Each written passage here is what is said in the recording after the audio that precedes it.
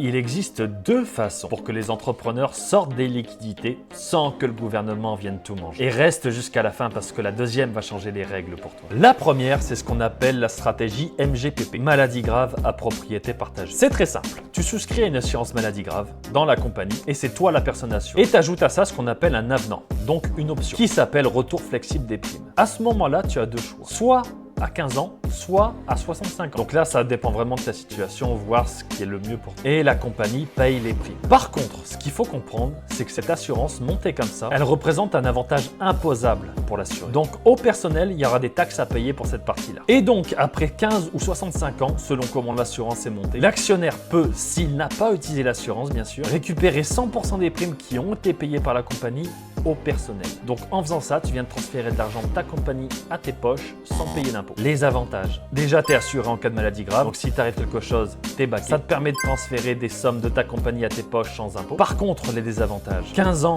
ou jusqu'à 65 ans, ça peut être long. Et il y a aussi l'avantage imposable à payer pour l'assuré. Donc c'est pas tout à fait $1 pour $1.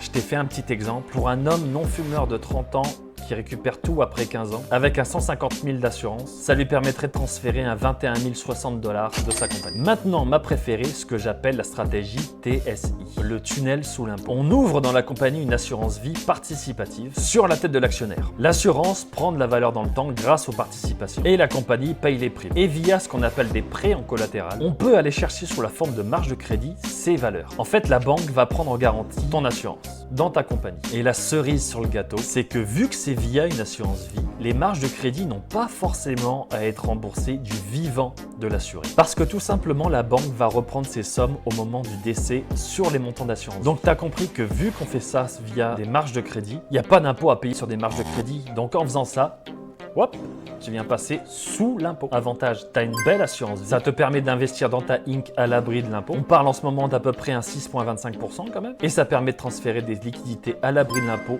plus ou moins rapidement selon les contrats dans les poches de l'actionnaire. Des avantages, il y a des intérêts liés à ça vu que c'est via des prêts qui peuvent être soit à rembourser du vivant ou au décès de l'assuré. Je t'ai fait un exemple encore une fois pour un homme de 30 ans non fumeur sur une assurance de 100 000. Après 15 ans, ça permettrait de récupérer un 54 000 $ libre d'impôt. Je veux que tu me dises dans les commentaires ce serait quoi ton choix, la première ou la deuxième?